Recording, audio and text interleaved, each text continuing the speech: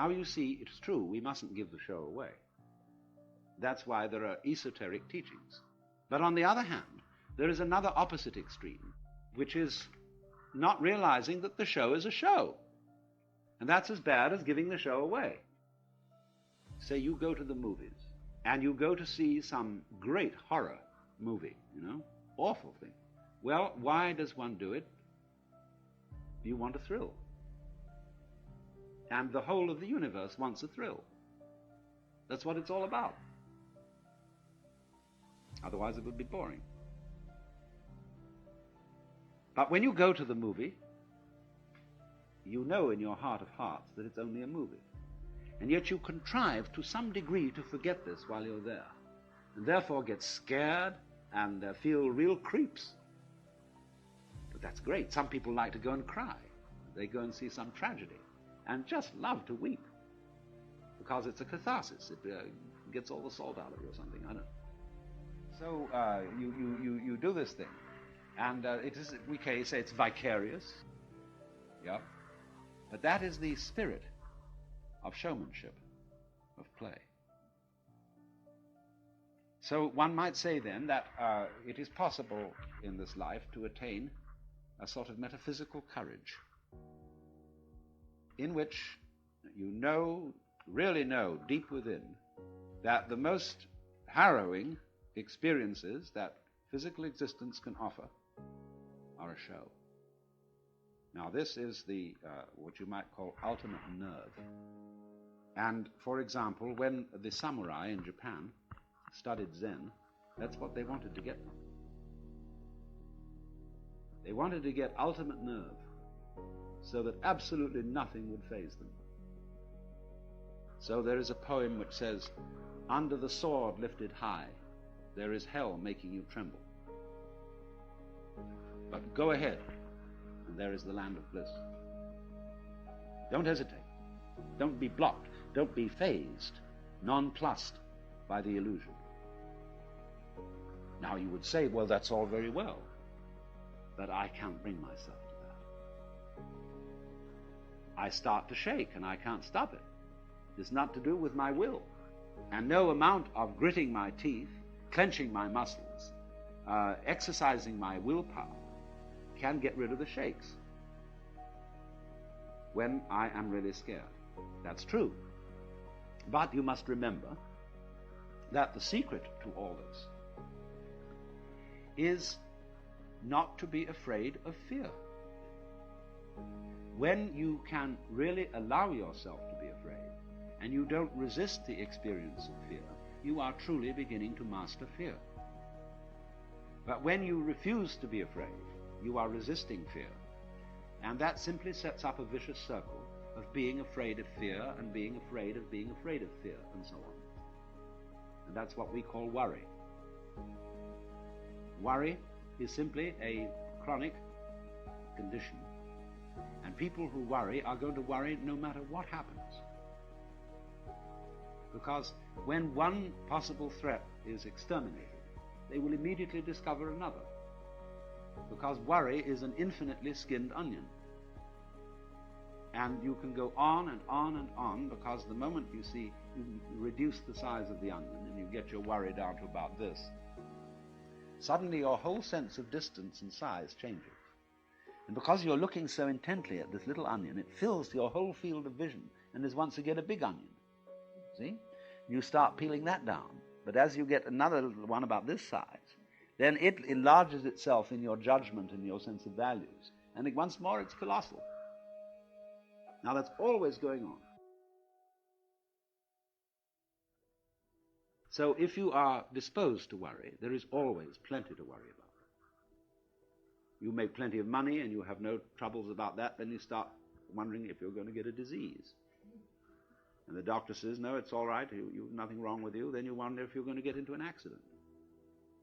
And then you take precautions, and then you wonder if there's going to be a political revolution, whether your house is going to be robbed. There's always something. So it is really, this kind of worrying is a completely useless pursuit. And yet, we feel a little guilty if we don't do it. Because it's somehow put into us that a proper amount of worrying is showing a good sense of responsibility. You're concerned. And all people, you might say, who are socially conscious are concerned. So when we say, I'm concerned, it means I have a frown on my face. And I'm worried about you, about the nation, about the war, so on. Concerned. And Tillich said, religion is ultimate concern. I am concerned about the universe. But what I call concern, in the way I would want to interpret it, instead of this sort of frown, is something more like amazement. In other words, that existence is extremely peculiar. I can't explain this feeling because I don't know quite how to ask a question about existence so that I could be said to be wondering about it in some sort of clear-thinking way. It's a very nice thing to consider to yourself that if you were going to have an interview with the Lord God, and you would have only 5 minutes, and you might ask one question, what would you ask? And you've got plenty of time to think this over in advance. And you realize, question after question, say, no, that's not really the thing I want to get at. It's not that. Like, do you exist? God would say, well, of course. Yes, here I am. Am I having a hallucination? He said, no. Well, how can I be sure that this isn't a hallucination, you see? And then you reject all that sort of question. And when you finally come down to it, you don't know what to ask. There is a sort of question in your mind, not so much a question as a questioning. A feeling of, it's all unbelievable. It's amazing.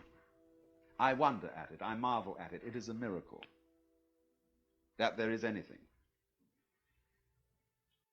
But that feeling, you see, of the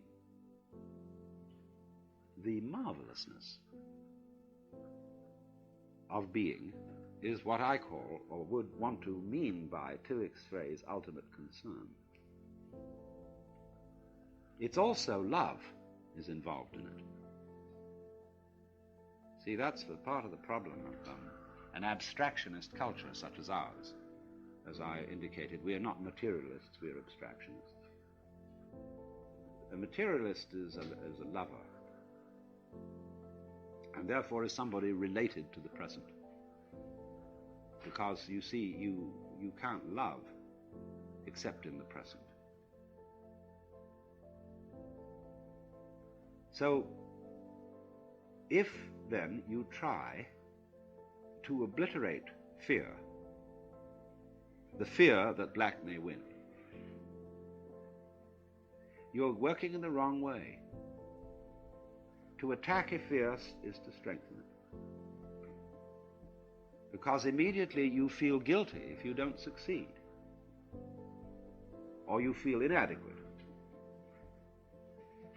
But fear is something that arises naturally and spontaneously under certain circumstances, just as you will feel warm if you get near a fire.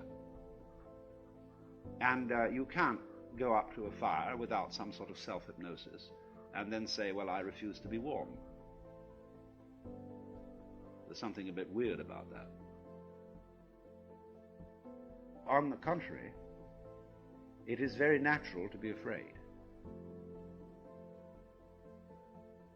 And so if you don't try to knock it down, you don't try to make yourself over into some sort of preconceived idea of what you ought to be, then you're on the track.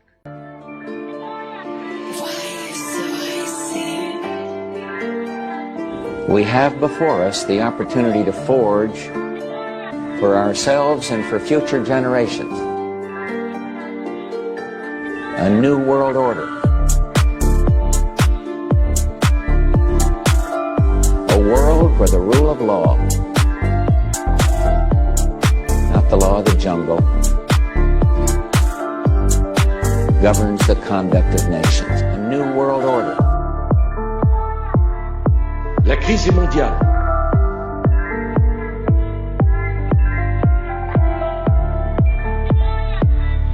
Il faut que nous lui apportions une réponse mondiale. Et j'en appelle à tous les gouvernements.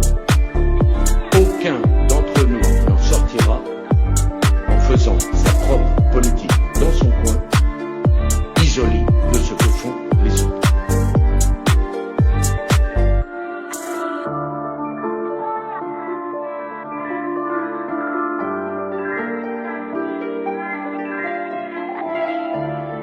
A new world order. When we are successful, and we will be. Je peux vous dire une troisième chose. On ira ensemble vers ce nouvel ordre mondial. Et personne, je dis bien, personne ne pourra s'y opposer. And we will be.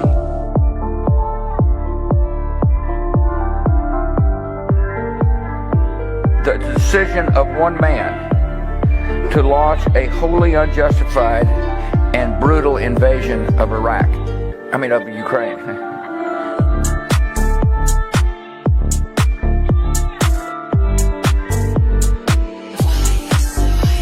Car à travers le monde, les forces au service du changement sont considérablement plus fortes que les conservatismes et les immobilismes.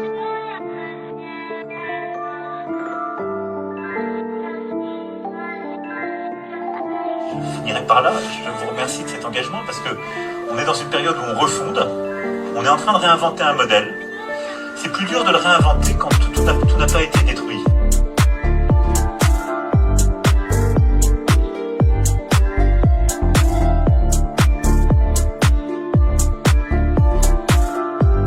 Si je n'étais que la cupidité, je n'aurais pas choisi de quitter la banque d'affaires. Ou alors je serais un être extrêmement complexe, voire pervers.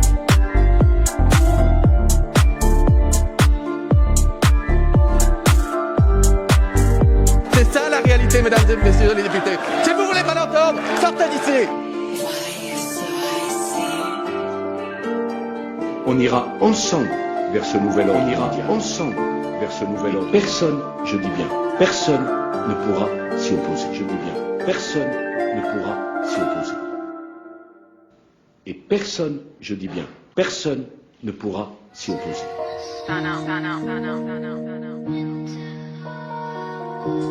A new world order. A world where the rule of law, not the law of the jungle, governs the conduct of nations. When we are successful, and we will be,